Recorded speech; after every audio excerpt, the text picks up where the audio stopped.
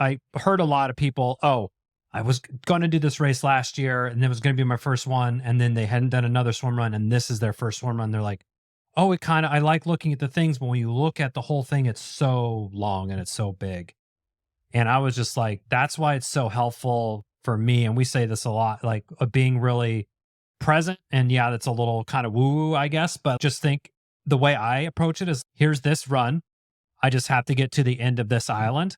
And then I'm done with it. And then I go to the island swim. by island or swim the swim. So you don't have to think necessarily, I have to do this whole thing. Because yeah, if you look at Casco Bay and the map and everything, it looks very daunting. It is a big race, a really cool thing.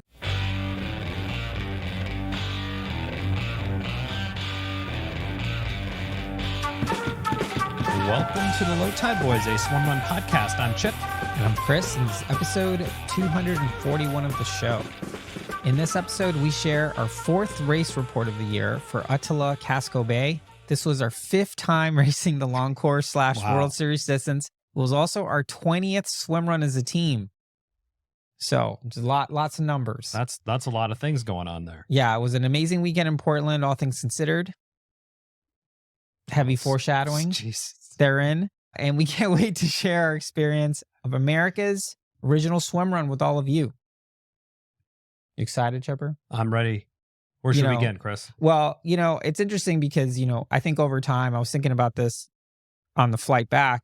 Our race reports over time have shifted a lot where after a race, we'd be just like instantly those like going back and forth. Really, time to chew on it. Yeah. Marinate. And I feel like since having the show, like we almost intentionally don't talk about the race to kind of save it for the race report show where we kind of put it out. So I was just thinking about that because like I have a lot of thoughts about this race. Well, we'll get into them. We will. Well, we usually start with how's the body, how's the mind?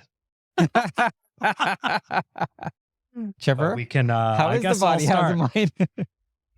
Yeah. So spoiler. I twisted up my knee. I succumbed to an injury during the race, so body is a little banged up right now. My knee's fairly swollen, not as swollen as it was on the flight back. I was sending some pictures to Chris and wasn't good. It looked like I had the cantaloupe in my pants, basically. Looked like he was right. trying to smuggle like I don't know, some Iberian ham or something. Yeah, it was very, very large. Maybe we'll put it on the website if anyone's interested. But yeah, DM us if you want to see that. Mind is good. I guess there's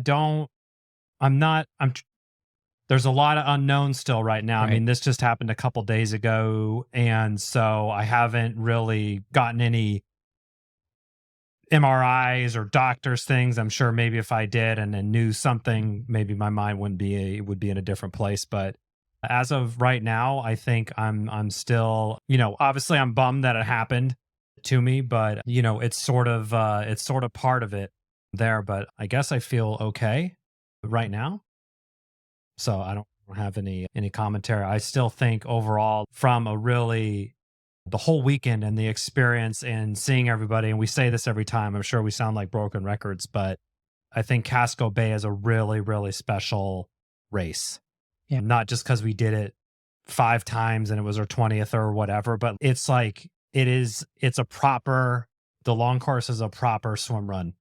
Similar to what you would get at Worlds at Ötillö, which several of the folks that we knew were racing that race. And this is, I can't think of a better prep session than this race. I still had fun out there, still had a good time, and we really, persevered and made it through. And yeah, it wasn't everything that we wanted to go out there and get done, but we got it done. And that's how I'm feeling about it, I guess. That's not really, I may have went too much into it already. How about you? Well, yeah, I think there's a lot of foreshadowing there. So what Chipper's referring to is that he hurt his knee at around mile 8 of this thing, 22-ish, 23 miles of total racing. And yeah, so it wasn't good, but we'll more about that when we do our by leg breakdown. I was really curious. By leg? So I was really curious to hear what you were going to say because again, I know you got hurt and, we've done so many of these things together that I can't help to analogize previous experiences. And the one that obviously comes to mind is Ötillö last year for me, Yeah. and Orcas Island in 2022, Yeah. right? Where you got this 4-hour bonk, Ötillö impaled, 3 hours of extremely painful racing. And then this one, is the first time we've dealt with this kind of adversity. And I think where, as far as body for me, I'm okay. Yeah. Just cut up, scraped up. You got some nicks. I got for some sure. good scraping. In fact, there was this one part where volunteer at an aid station was like, "You're bleeding," and I was like, "Where?" Like, and she's like, locations. "She's got your knees bleeding," and I just kneeled down and just wiped it with my hand, and we started running, and she was like, "Wow." And I mean, I don't know, when I'm doing a swim run, I kind of expect that I'm gonna get like bleeding to me. Yeah. Unless I'm like a gash. Right. I guess I'm gonna get nicked up. Maybe how I approach it. Yeah, like maybe I don't have like super tough skin or something. I need more leathery skin. But yeah, I got all cut up. A bunch of people got cut up. Marcus and I were comparing our battle scrapes. scars. He won. He had to get stitches. But everyone I spoke to at the after party, everyone was full of joy. Same thing. I found some cuts I didn't know I had in the shower after the race. He comes out, he's like, "Look at this! I didn't know I had check this I'm out." like, "Oh, nice." And it was the type of thing where physically I was beat up, but I wouldn't say I was, while we were out there for 5-ish hours, I wouldn't say I was like spent, Yeah. given what happened, we had to slow down and change our goals, which leads me to how my mind is. And where my mind is, I couldn't help but think about, as I mentioned before, these other races where we've dealt with this type of adversity, where obviously we weren't on goal pace. They wasn't unfolding as planned. It was exactly like things went sideways. And this is something I say a lot in my professional life, that, one of the amazing things about Swimrun is that you can't prepare for every contingency. You can be fit, you can train, you can understand what you want to do, you can know the maps and everything, but something's going to go sideways, and you can't prepare for every possible thing that could go sideways. Goggle can break, paddle breaks, got to take a poop, amount, right? There's all these things, and for a lot of them, you can have plans, but at some level, you just need to trust that you're going to make the best decision you can with the information you have in front of you. And in that respect, I feel I'm really happy with kind of how we dealt with it, compared to Orcas, where I basically just got quiet and I was like, well, I'm just going to will this to completion. I feel like for this one, like the first thing I told you was like, we should DNF, right? Let's stop. Like, who cares? Not a big deal. Let's slow up. But once you basically, told me, no, I want to finish this thing, I was like, all right, well, let's meet. I was making sure that I was in the headspace of, okay, well, how do I facilitate this while, as I mentioned to you, this spoken and unspoken agreement I have with Chipper's wife, that it's like, he's coming home in one piece. Know this about. He's coming home. Like, I'm bringing him home, right? And I'm going to take care of him, essentially. And, and I feel like for this one, I handled that better. I thought I mean, you tell me, I thought I handled it better than I did at Orcas, where I just kind of just got quiet, or Worlds, where I was the victim and I was just like, whatever, just trying to deal. For this one, I was like, okay, well, he wants to finish. We need to slow up. I kept offering you a shoulder, a hand. Yeah. You're being super stubborn. I was telling you that. And, but yeah, despite all that, despite all that, I feel like mentally, I think it's one of our best performances as a team in terms of dealing with adversity. I'd put it up there with Ötillö 2023 as our first Ötillö, where it was just like, 22, you mean? 2022, yes. Yeah. This is a course, as Chipper mentioned, this is a course that we really love. I really love this course. I love going to Maine every year to do this. Yeah. I love that we have all these traditions. Like, we went to, we'll talk about it later, but we went to all the restaurants we usually go to. We had all the same types of foods that we've grown to love. Yeah. We saw people that we haven't seen in a long time. We saw our swimrun friends. Special shout out to Sandrine, she'll have her own little topic later in the thing, but sort of thinking about the whole thing, the whole package, Ötillö Casco Bay, to me, I was, super pleased. Yeah. Obviously bummed that you got hurt, because that just sucks. Yeah, I mean, that's how I feel as well. The whole injury piece aside, I think it was a great time. Yeah. Let me pause you there, because I'm fine that I'm like, I keep looking at myself while I talk. Then if we're still kind of looking. Yeah. We need like a teleprompter. Oh, there we go. Get easier to just look straight. So we definitely, from getting to these races, we're not tacking on vacation days on the end. We're jamming in and out, and Casco Bay was probably one of the more extreme ways that we've done it, I think. Although I think Hunter from Santa Rosa might have beat us with flying in on Friday, but we both took red eyes on Thursday night. Got to Maine. I had work events the whole week, so I was looking forward to not doing that and getting a break and doing again something that we really love doing and I have a great time with, and brings me a lot of happiness. Right, it's almost like the annual Low Tide Boys retreat. Yeah, for sure. So new sleep was going to be a little bit tough. Body wouldn't be like tip top shape kind of going out there from a rested bit, but yeah, we made it out. Chris, you made it out. You had a couple flight delays, but I think you were there at 11 o'clock on Friday, and and then we headed to our hotel. Yeah, which was got a couple got hours of sleep some on the napping plane, in, but, some reading, and I mean, I think again we basically we have this part of this trip down, I think, in terms of what we're going to do, where we're going to stay, what we're going to eat, how we're going to try to like make sure we're not overdoing it and resting and making time to see everyone. So the first thing we did on Saturday morning was have like a fika with all our Patreon followers. So thank you everyone that came out. That was super fun to see everyone. Went to Standard Baking Co., which is another tradition. It's a place that you can find us in Casco Bay. So good. So good. There's a good chance we'll be there multiple times. Yeah, I mean, if you know the Low Tide Boys, you know that we love fika, and True. Shout out to folks who brought us fika. It was super nice of you. Yeah, and it was great. So it was really fun. That's just sort of like set the vibe for the whole thing. I thought what was really interesting about that event, and obviously thank you for all our Patreon supporters. Like, you guys are awesome. Was how many people were doing worlds. Yeah, that was a pretty cool like thing. A dozen people. There was a lot of people there doing the worlds. I mean, and that was, I'm so excited for everyone that's doing it, because obviously it's just an amazing experience there. Sure. So I'm really excited for them. And, we're very FOMO jealous that we don't get a race it this year, that we chose not to, but it is a nice break from the heavy training, as we will reiterate again. But, for sure. But yeah, I mean, like that is always, I love the meetups, and they are us doing quote unquote work and setting it up and trying to arrange stuff, but it's like you put in 1 and you get 5 back, is how I feel every time. Like, it's good ROI. Yeah, good ROI on the meetups there from a happiness perspective. So that was super fun, but that day was actually crazy hot and humid. 90 degrees, I think. Yeah. So we decided we're going to do like a shakeout run and time it with the Uneventful clinic. Yeah. So we ran out there. We saw people along the way, which was really fun. Like people just showing someone up. just walking around the keel. We're like, it's like nice pull buoy. Nice pull buoy. Oh yeah, that's the guy who called us the low He's tide like, hey, guys. are you the low tide guys? And we're like, oh, rebrand? Like, sure, low tide guys.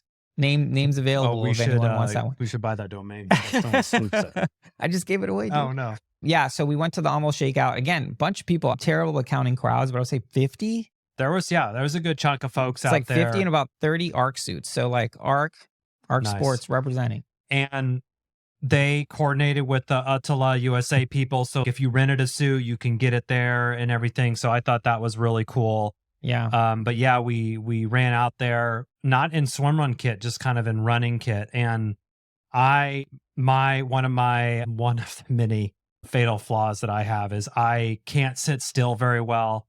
And I like going out and exploring and walking around. Mm-hmm. But I think I've started to realize I need to kind of relax a little bit more at these races so I can be at my best for the race day. So normally we would be like, I would make Chris go walk around Portland for, hours, exploring, looking at different stuff and getting different coffees and fikas around. But we didn't do that this time.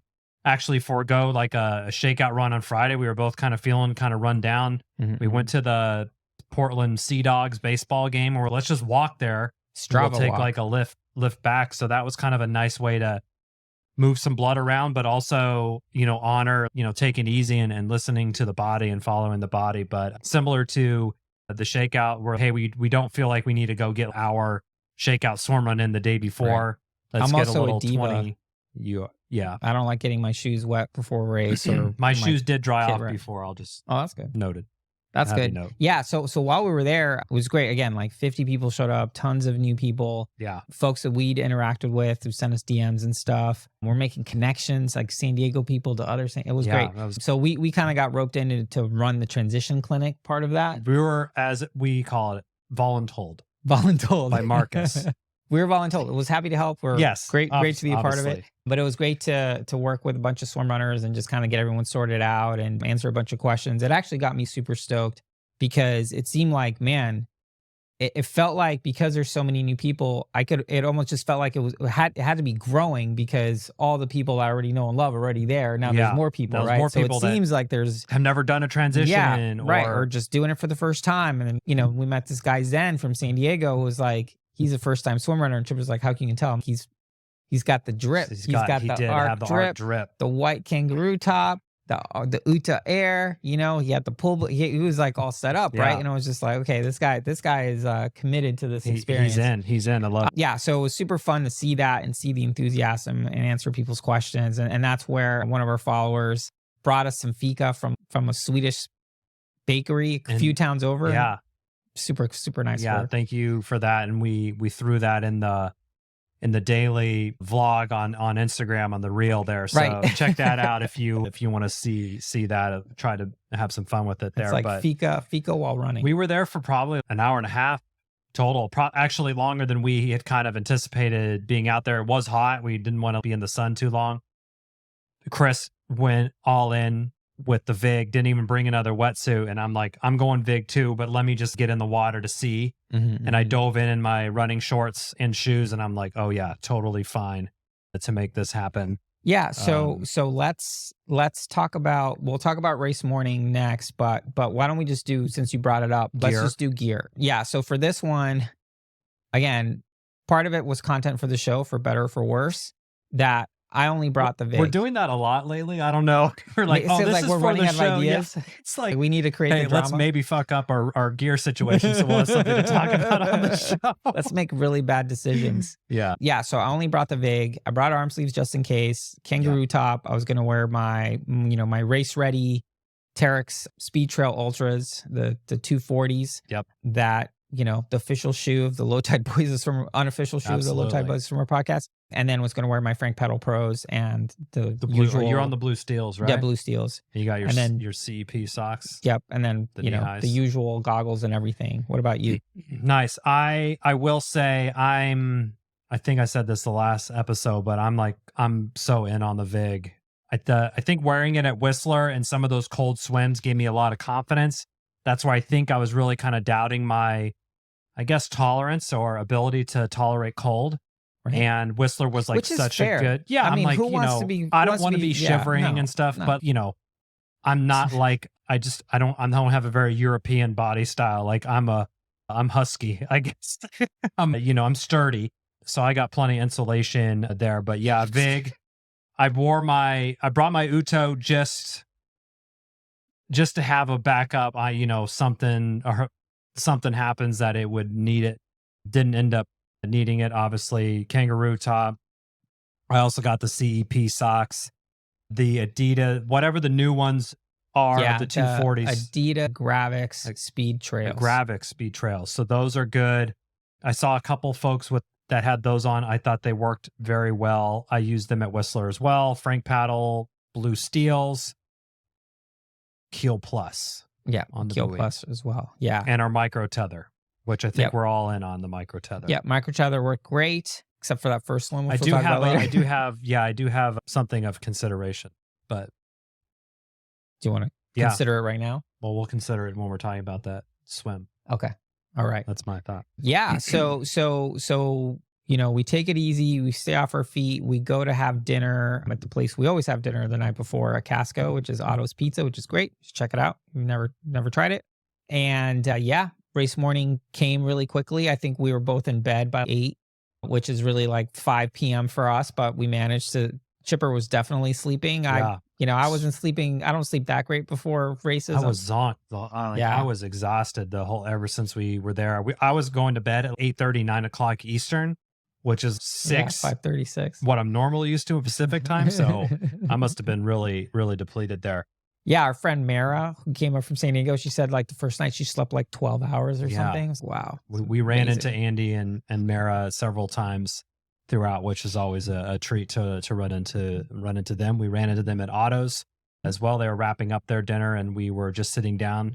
We were able to reconnect with one of our great friends from the Bay Area, Sandrine, who we have known pre-Low Tide Boys back in the triathlon days. She was kind of in our training circles there. We would swim, bike, and run together. She's always a great person to hang out with.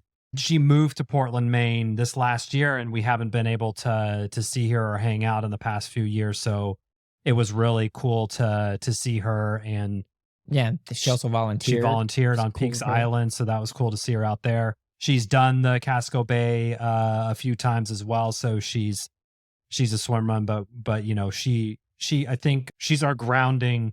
She makes sure that she's keeping it real with us. I knew you guys before you were, so she makes sure she's properly busting our chops every chance, which great. I appreciate. For sure. Yeah, it was awesome to hang out with her. So race morning for Casco is pretty early. It's basically you have to get to the ferry by 4-ish because it goes off at 4:30 or on the dot. Yep. And got up early, kind of did the thing.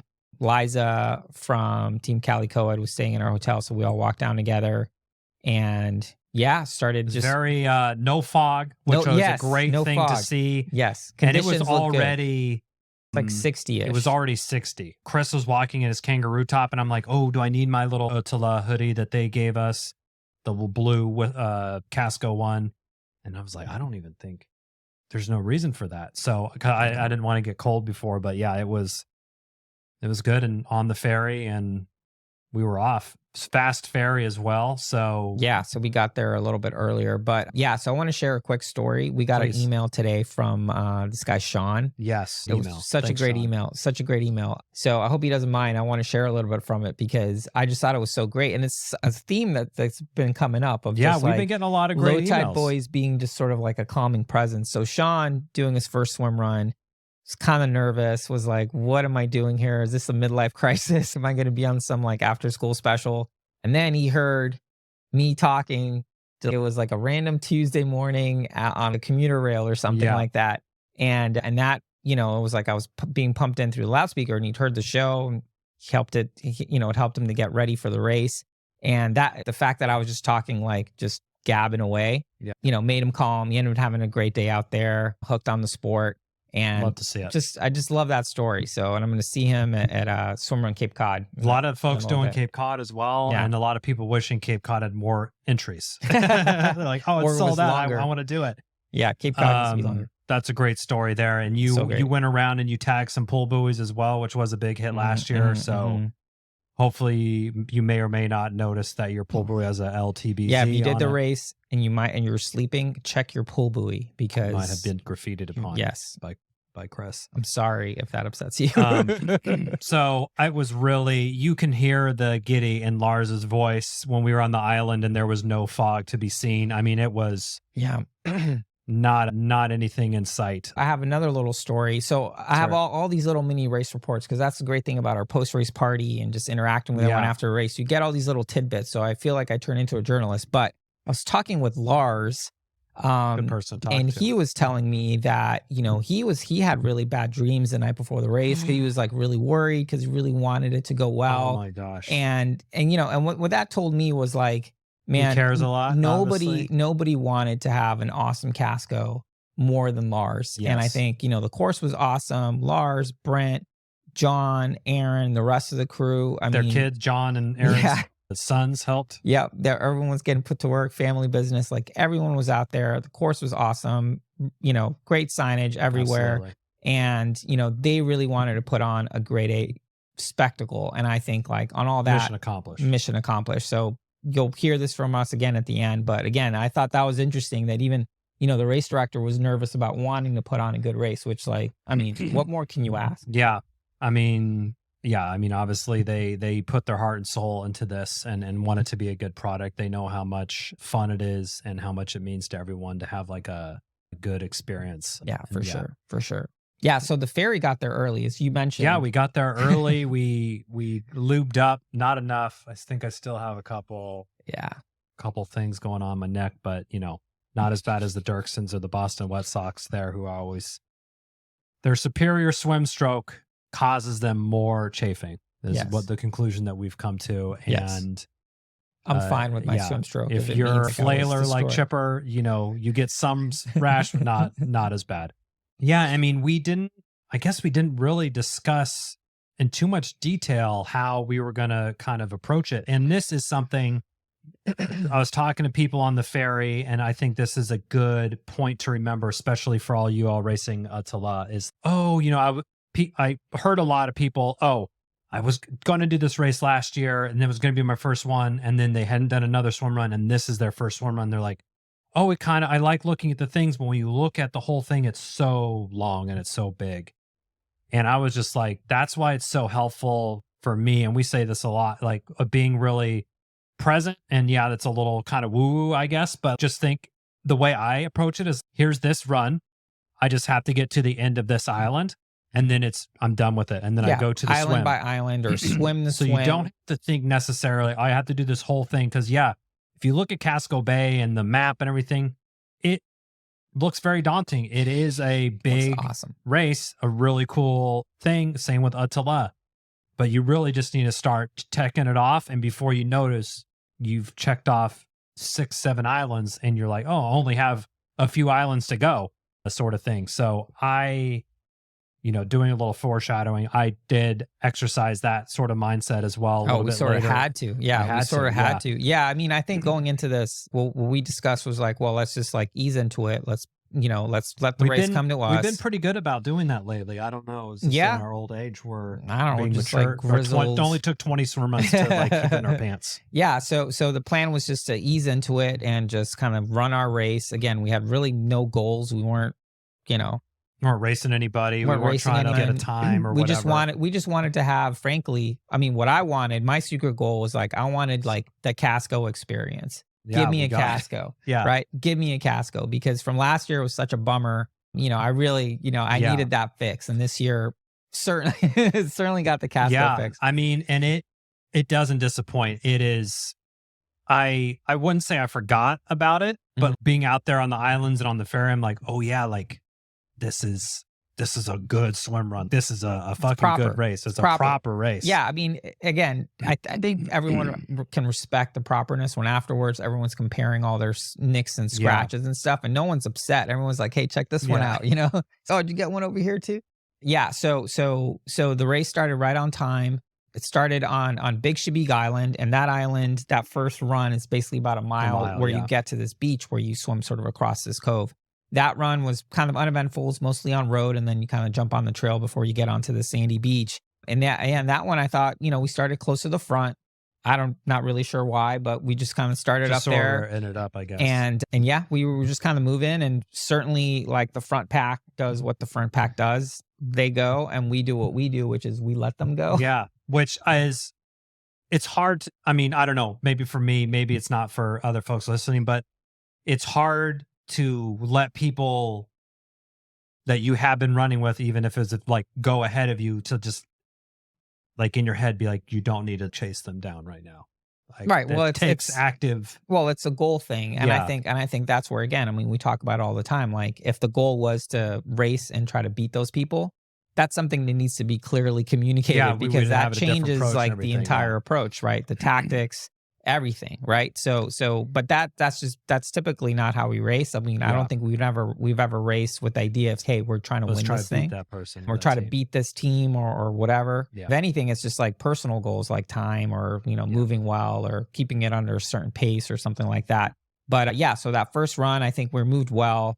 We basically what we've been doing all year. I kind of just let you set the pace on the run, so I wouldn't go out too hot, which is the thing you a do feature sometimes. that I tend to do.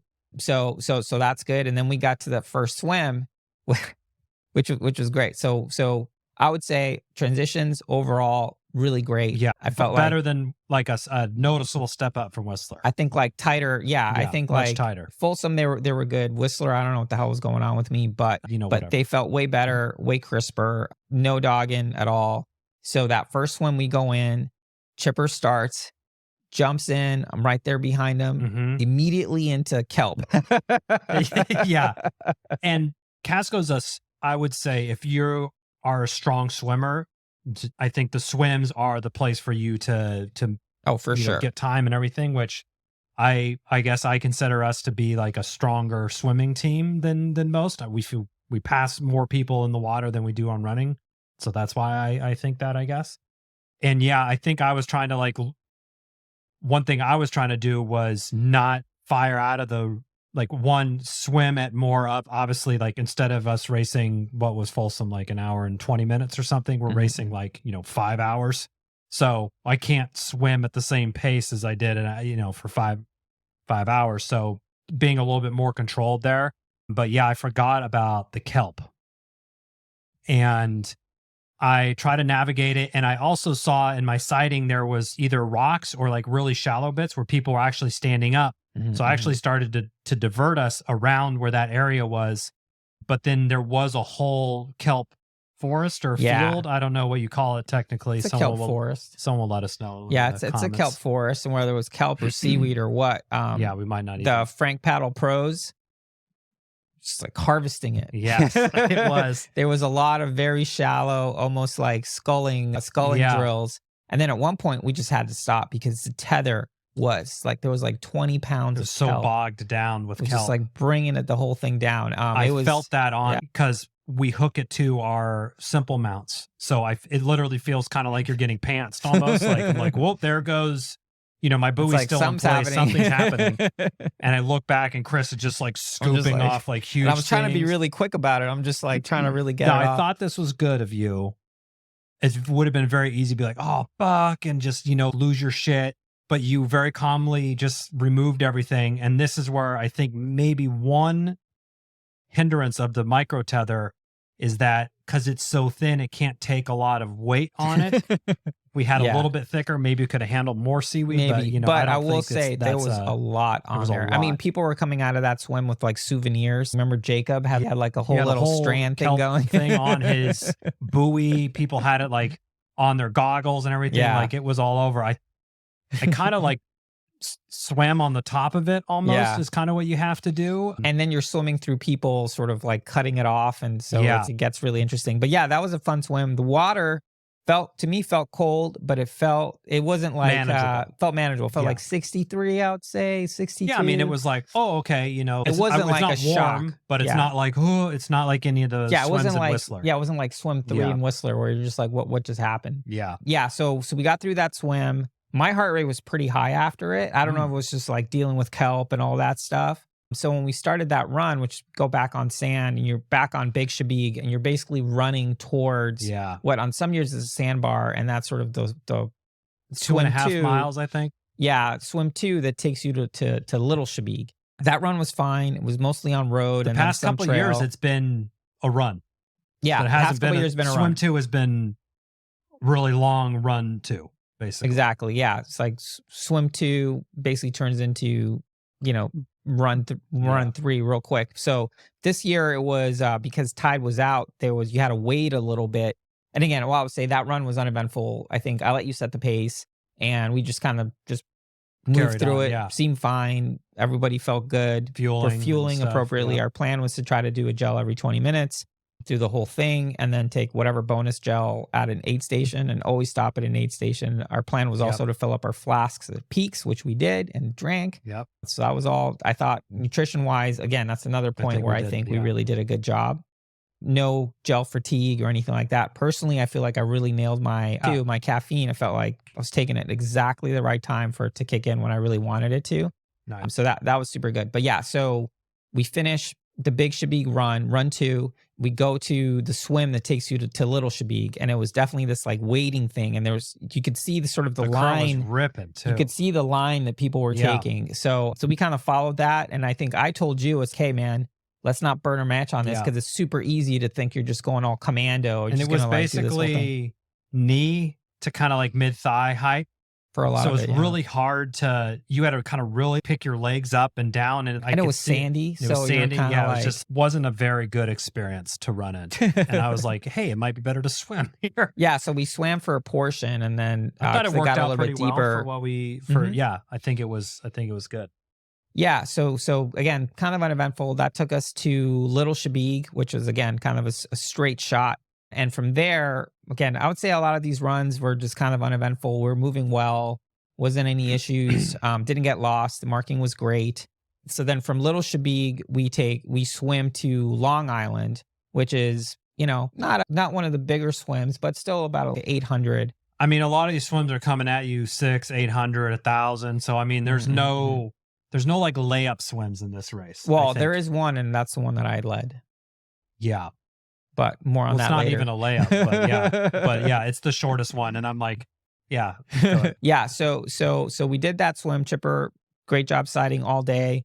I thought even from the back, I could tell that these swims were really complex. Like the tide was coming, it There's was a lot low to manage, tide. yeah. It felt like some of the currents were changing while we were swimming. Tons of temperature variation. Yeah, you would go through like a warm thing. I'm like, did a whale piss in this area? And then we get really cold. It's very strange. But yeah, I put my anti-fog on. I wasn't about to have another foggy goggle situation. And then there was also a lot to take in from, you would see some people way to the left, some people to the right, and then the flag's like somewhere kind of in the middle. You're like, oh my God, what do I do here? And then kind of taking in. So yeah, there's a lot of like processing, I guess, in terms of swim, and just having a good sighting motion and practice of, I'm literally doing it every 3 to 5 strokes. Yeah. And I'm like, sighting as well. Yeah. Yeah, and it's also like the swim to Long Island was also, I felt like the first time I've been swimming where there's been like a decent current. There was like a nice little swell going, and it's because a lot of our swim running has been in lakes. All of it has been in lakes until this race. So yeah, ocean swim runs, chef's kiss. Yeah. So we get to Long. Water was extra salty though this year. I felt like it felt salty to you.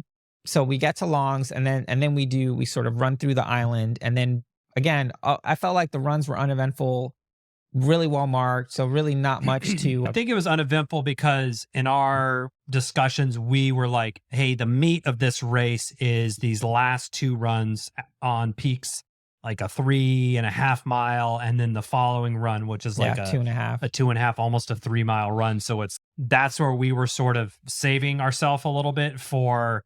If we were feeling good, or I think we had discussed a little bit of, this is maybe where Chris could set the pace a little bit more and try to do something like that. So we were playing it a little bit safer, a little bit more conservative on those. Yeah. Not conservative, but just, I agree. And we weren't trying to push anything, I guess. Is and I think I would add to that like we were trying to, we were on top of all the other stuff to make that possible. Like we're on top of our hydration, we're on top of our nutrition, we're sort of checking in on all that stuff so that if that opportunity presented itself and we're feeling good, ready. We'd be ready to be able to have it. So I think so it didn't feel like we were going into the red or anything. It felt like we're moving well. And again, I was basically letting you set the pace, and that was like 8:30s, 8 minute for some stuff. Like again, very manageable, but distinctly moving forward, right?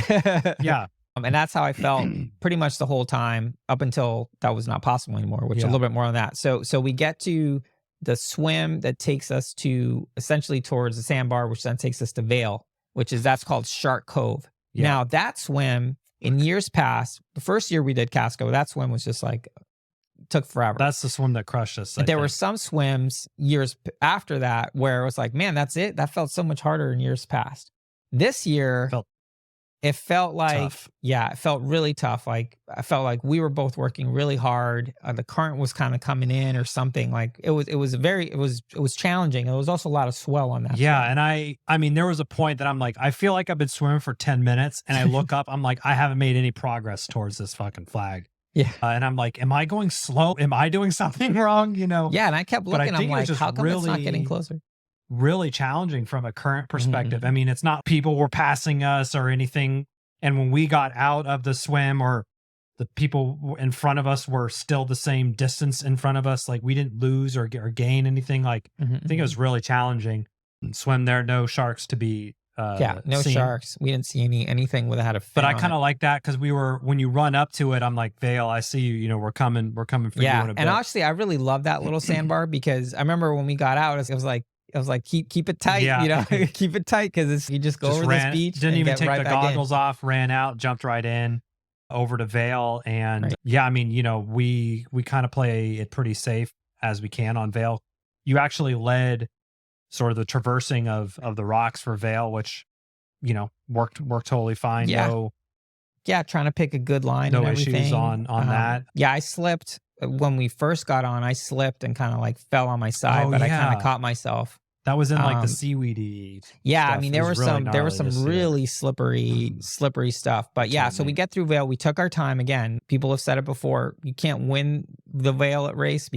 You can't win the race at Vale, but you can certainly lose it there. Yep. And we're just conservative. Again, we're not winning this thing. We're not trying to win this thing. We're just trying to like not get hurt. Yeah. Ha ha ha ha. So we finished Vale, and then Chipper, you're like, isn't this a swim that you typically lead? I'm like, I'll lead it, dude. Fuck you, man. I was like, I got this. I was like, yeah, you know, hey, I'll take the break, and it was nice. Yeah, it's like I think I was also hitting your feet a lot too, which I'm like, oh man, I don't know. I was like, oh, I'm going up Chris's ass here. I mean, I don't piss him off on his one swim.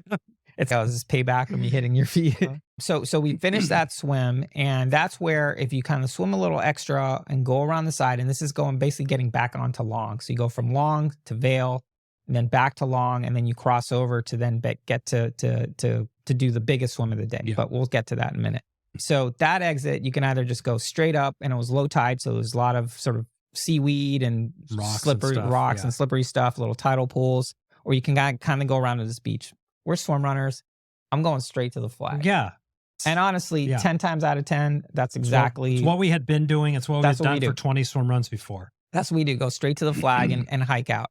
So we climb out, and again, I'm in front. Chipper's behind me, and it's super slippery. I think I slipped once and kind of scraped my knee, kind of working our way through it.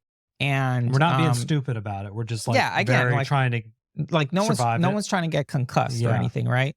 So Chipper steps on, and I see this thing in real time. It wasn't like, it didn't slow down for me. Oh shit. It was just like, oh fuck, it just happened. It was like, it was very sudden. Chipper steps on the slipperiest rock on planet Earth. This thing was like a black ice meteorite that landed right there. Anything, I don't care what you put on that thing, it was going to slip. So Chipper steps on this rock and slips, loses all control. And then his feet just kind of jam down, and his right leg essentially goes into this little tidal pool, and a lot of his weight goes on it. But because he's totally unstable from sliding, it does this quick little shake. Yeah. And then Chipper falls back into his little pool. So you're kind of like stuck in this thing. Yeah, with my leg like trapped. And you're just like, oh, fuck. I did let a big And I was just like, shit. So what I did, I immediately unclipped. Wow, and then tried to get back to you over this super slippery rock. Which you cut yourself. I saw you. Yeah, I got some cuts on that, but managed to stand you up. There was a volunteer there who happened to be a medic, and she was like, oh, you know, do you need to call someone? And you were like, no. So this is the beginning of me complaining about Chipper. It's so annoying. I'm so annoyed with him for a lot of it until I just let it go. I had to let it go, like Elsa style, you know? Yeah. But Chipper was refusing any aid, refusing any advice. He was just, you know, we stand you up. So that took us, because I checked my watch, because I was like, because I want to see, well, what mileage are we at? Because I was just like, okay, how far are we in? Like, how close are we to peaks is basically what I was thinking. Yeah. And we're basically there for 20 minutes just trying to get you up and get you out of that area. We get you out, and then you're like, I want to try to keep running. And I was like, are you in pain? He's, well, not when I'm kind of standing here, but you're already kind of like gimping a little bit. And basically we were like, you wanted to keep running. I was like, well, let's at least get to the other side of Longs because we're pretty close to peaks. So let's just see what happens. You want to keep going? That's fine. But I was like, hey, do you want to DNF? Could totally DNF. And you were like, I love the story. I think I told this story to 50 people at the post-race party where I was like, hey man, we should probably just DNF. He's, no man, that's I don't even remember you saying that. And you were like, no, that's not good content for the show. It's like a bad press. It's like bad content for the show. And I was like, are you kidding, dude? Drama? People love that drama, dude. That's what people want. People want like the blood. People want the tragedy, man. Anyway, And I thought for me to be like the one, be like, hey man, do you want, let's pull the plug on this. Let's DNF. To me, that's like a 100% growth from orcas, where I was like, you know what? You know what's important is not this race. Well, I mean, at Orca, I know the Orcas thing, I'm not going to let you run me. And if I felt like I didn't want to go anymore, I would just be like, I'm done. I would just throw the towel in. So, but when that did happen, I immediately was like, oh, fuck, our day is over. Like when it first happened and it fucking, yeah, it was not a great experience. Yeah, I mean, it looked painful and you weren't able to put a lot of weight on it. But I think as long as you said moving straight wasn't bad. So you're like, let's try it. So I was like, you know what? You want to try it? Let's try it. But, and that's where I reminded you of a unspoken and spoken pact I have with your wife. It's okay. You know, if I need to pull the plug here, I'm going to throw the towel in for us. But you wanted to keep going. And also we were like on longs. We're like, how are we even going to get back to peaks at this point? We had to get, it felt like we had to get there. But yeah, I mean, I wanted to see, could I still go? Right. And plus we didn't know how bad it was. Really, I didn't know how bad it was. Like, I've twisted my ankle on runs before and carried on and it's been fine. I haven't had a knee thing like this in a bit. So I was like, okay, let me see. And it was, definitely hobbly, but I'm like, okay, I think we can make do. And in my head, I'm like, I was fast mathing. We have 15 miles of swim running left to do. Yeah. I was like, we probably have 10 miles of running. And I'm like, okay, how about just get to the end of this island and then see what's up? That's what I kept telling myself for every island. Yeah. And that's what I was thinking as well. It was like, okay, well, let's just keep moving forward. And at any point we can't keep moving forward in a way where it seems like we're causing more damage or something. Yeah. We're going to stop. And what was interesting, so that swim, so you finish long and then you do the longest swim of the day to big, to basically Big Diamond Island, right? Greater Diamond Island. I know there's Little Diamond, maybe it's just regular diamond. Regular diamond. And that's the biggest swim of the day. It's almost a mile, lots of currents. If you look at our Strava map, it does this like interesting little yeah, I saw that. I'm like, and that's where I think maybe like the current was shifting or we had to tack right or something. And you led that whole swim. And in my mind, I was like, I'm just going to let him swim because I already know how you're feeling. And I already know that you're like, oh, I'm going to be hard on yourself and, your own worst critic, all that stuff. I already know you. And so I was like, okay, asshole, go lead the swim then.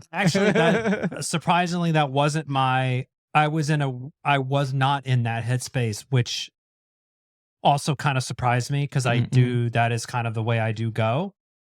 But I don't know. I was just really focused on, I was like, well, I know I can still swim, like no problem. So let me just do this as best as I can. And then we'll check in after. And the more we would run on roads, it would kind of loosen up.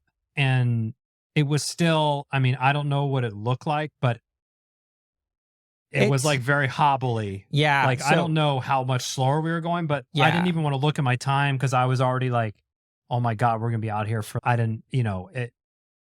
being out there for a long time is what I was thinking. And I think I remember asking you, what's our total time? And when you told me that, I thought we were at least an hour longer. So yeah. So we were again, there was a lot of stoppage time. So a little bit of foreshadowing. So our moving time, according to Garmin, was 4 hours and 20 minutes, but our total race time was like 5 hours and 30 or something like that.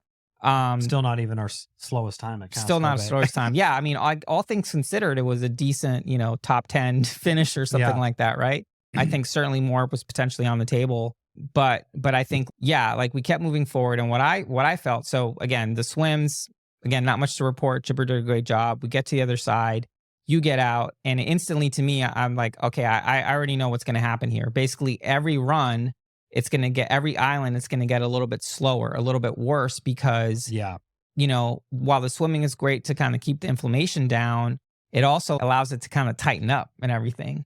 And so that's what really. And when it's the long swims, and I could see it because you started getting a little bit gimpier, losing more mobility. You kept saying you didn't have any pain, which I was like, well, if you're not in pain and you want to gimp around, that's kind of. Yeah, I mean, if it was every step was hurting, I probably would have pulled the plug. But because there was no, like, I didn't feel like I was doing like way more damage. Like, I feel like if I had blown my ACL or blew my knee out, I would be like in excruciating pain every step. Yeah. So I feel, okay, that's not exactly what happened. Is it great? No. So I could still keep going, but I wasn't injured. But yeah, every swim, and this is what happened at Ötillö with you as well. It's I couldn't even stand up out of the swim because my knee was so stiff. I couldn't even bend it. So Chris had it like, so the ins and the outs and the transitions, like just like Leeching time away. It was like, oh my God, and we try to usually be really snappy about that. The roads actually is where it felt the best. So on those runs, it kind of would loosen up a little bit. I'm like, okay, this is good. Yeah. So you're jumping ahead. I'm sorry. So we get to Great Diamond. Again, no problem. Chipper's mobility is a little bit less. We run across Great Diamond, and then there was a sandbar. So instead of a swim, there's another essentially sandbar to get to Little Diamond, which then takes us, again, all this stuff uneventful. Teams were passing us. People asking us, I was like, what are you guys doing back here? Yeah. And Chipper's like, I'm like, I'll handle comms. I got kicked off communication. It's like, I'll handle comms. And we get to the dock jump, and that's where we saw John, we saw Brent, we saw Lars, we saw a ferry crossing, so everyone had to stop. So we lost some time there because the ferry had to cross. Yep. We didn't want to get run over by a boat. I yelled profanities at a boat that I thought was going to run over some swim runners, Lars but it was actually, on me, though, I will say. Well, I've corrected the record. Oh, okay. The record's been corrected. Lars knows it was me. So anyway, sorry, Nick, boat driver. Appreciate you volunteering. Sorry for swearing at you. I just didn't want swim runners to get run over. So that was a swim that basically takes us to Peaks. And in my mind, I'm like, okay, let's get to Peaks. And then I'm going to try to convince you to just phone it in and just, DNF and just walk to the finish. Because at least we're on the island where we can get our water taxi, get a ferry, whatever, medical services, whatever. We do that swim. Again, kind of uneventful. That one, you kind of land on this, you can basically like storm the beach. Yeah. So you just kind of have to cross. I mean, there was people coming out all over the place. People were storming the beach. I was like, I don't need to look. Let me just get to the other end. Yeah, just go straight, dude. Like wherever the current takes you, just get out. So we get there, and again, mobility's low. We had to basically walk off that beach because it was kind of like, it was really, and you were getting really tight. So I was like, hey, Chipper, let's DNF. And you're like, no, I want to finish. And from my side, I took that as, okay, you want to finish? We're going to finish. Even if we have to walk at this point, we're not going to, we passed all the cutoffs. We did all this stuff. Like, you want to finish? That's fine. I just want to make sure, but again, in my mind, it's like at any point, I'm willing to pull the plug for both of us if you're just being like an idiot, no offense. Well, so Peaks, that's the longest run of the day. What was that, like 4 miles, something like that. So we had filled up our flasks on the Little Diamond before crossing over, which was something we'd planned to do, which we did. Our flasks were pre-filled with PFH dry powder. So we just filled it up with water, shaked it up, packed it in her back. Trista, awesome volunteer, awesome swim runner, Dorkables. She helped me pack it in my back, which was nice. Very kind of her. I've been popping it right in by the zipper. Yeah, it works just fine. So we get there, we pull our flasks out, and we just start moving.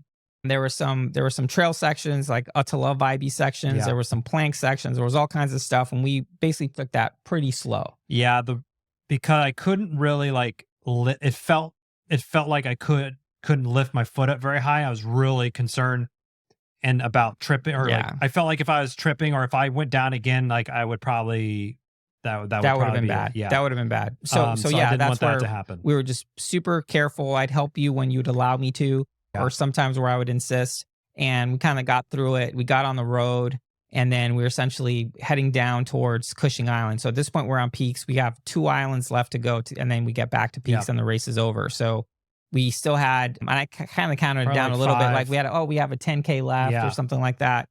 So I think we took like maybe 1 walk break even. Yeah, I mean, I was actually I think more running than I know. There's been other times we've done that race that we've walked more for sure. So again, moving well. Again, it wasn't a fitness thing; it was an injury thing. I think our fitness was in. There was more. There was a ton in reserve, which we were essentially using it to basically keep you upright. Essentially, so we finished Peaks. We see our friend Sandrine, who's volunteering at aid station, and she's looking super worried. She's like, I'm surprised I haven't seen you guys yet. Even Lars was concerned that you guys hadn't come through. So we see her, reassure her. Chipper's not communicating. So I'm just like, I'm being his publicist, just fine. And then we do, essentially this little chain. Yeah, from basically going from Peaks to Cushing Island, which is a super cool island. Yep. They have yurts, and there was people having like a party over there and Yeah. stuff. That felt like a big swim. That swim felt like it was. There was like a felt red longer. boat to side off, and yeah, it definitely did.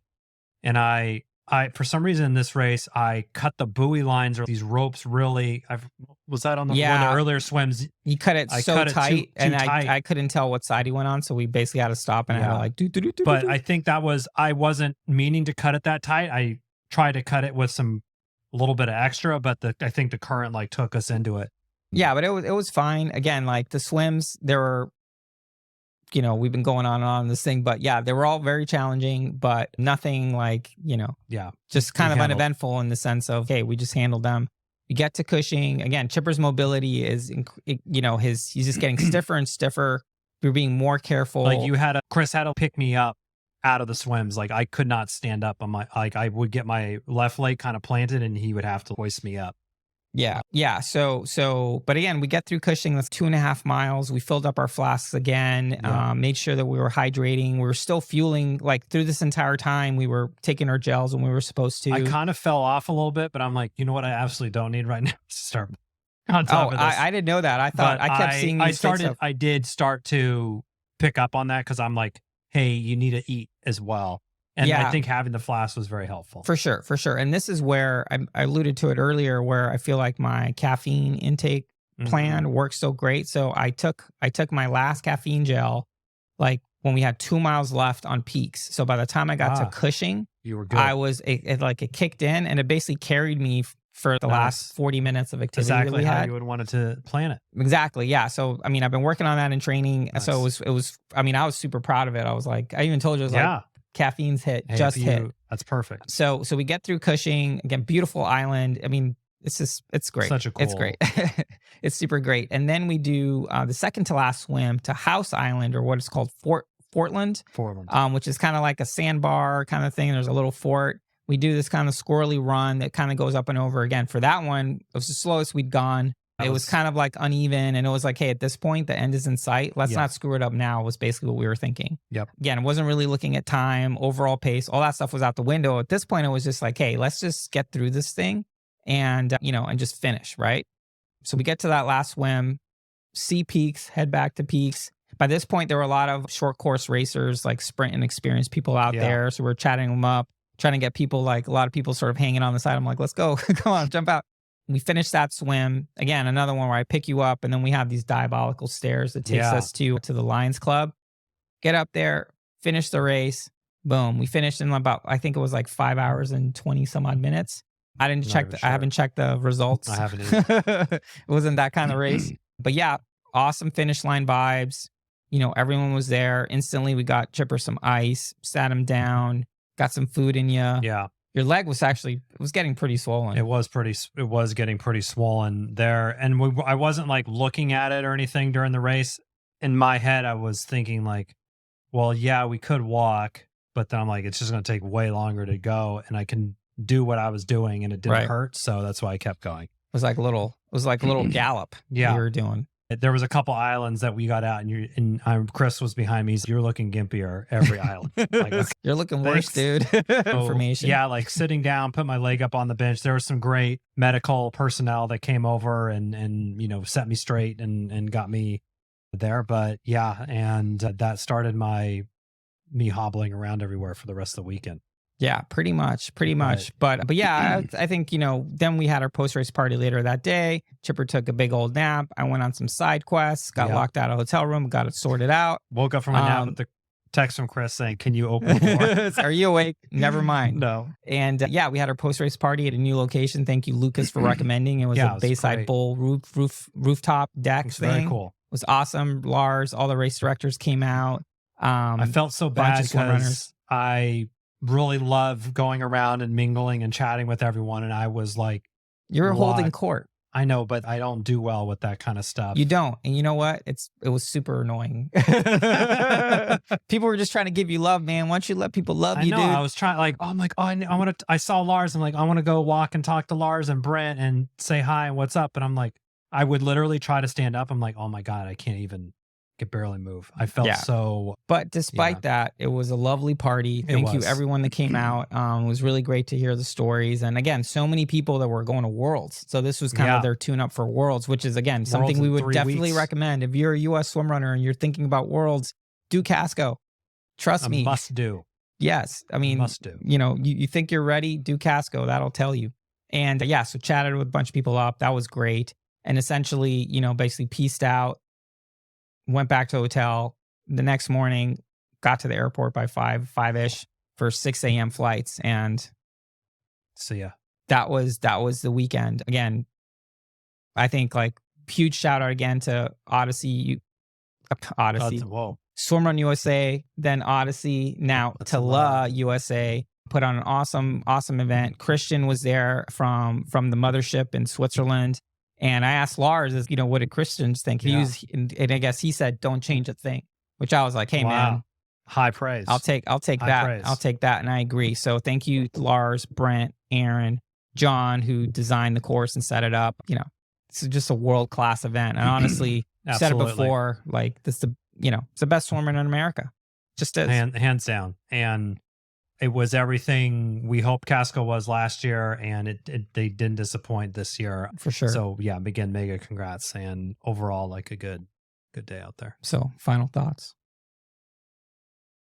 I don't know. I think we said a lot today. It's a lot. We said a lot. A lot of thoughts. But yeah, I mean, I think great seeing everybody. We also were mixing up with a lot of teams and folks that we don't usually get an experience with. We were with a lot of the sprint and experience folks there. So that was cool to see how other people kind of experience it as well. But yeah, I mean, overall, just the support in the community is never disappoints. And yeah, the countless people that are like, or people's partners coming up, like their life partners coming up and saying, oh, my husband watches your videos all the time. Like, thanks for helping him and stuff. I don't know. That stuff's just still blows my mind. But we're really glad that everyone enjoys it and has as much fun as we do out there. Yeah, and Chipper won't say it, but thank you for everyone who's been sending DMs, just checking in to see how his leg is doing. It's been really sweet. I do appreciate that. It's very kind. I don't take well to this sort of stuff, so thank you for that. And like Sandrine, go getting me food and drinks stuff. It bothers me deeply. Let people love you. I know. Let people love you, Chipper. But anyway, yeah. So for me, again, I love this race. I had a great time. Again, I would put this up in one of our top performances in terms of how we dealt with adversity. Mara Fiorelli always says it's not about the result, it's how you deal. How you deal with the challenges during the journey.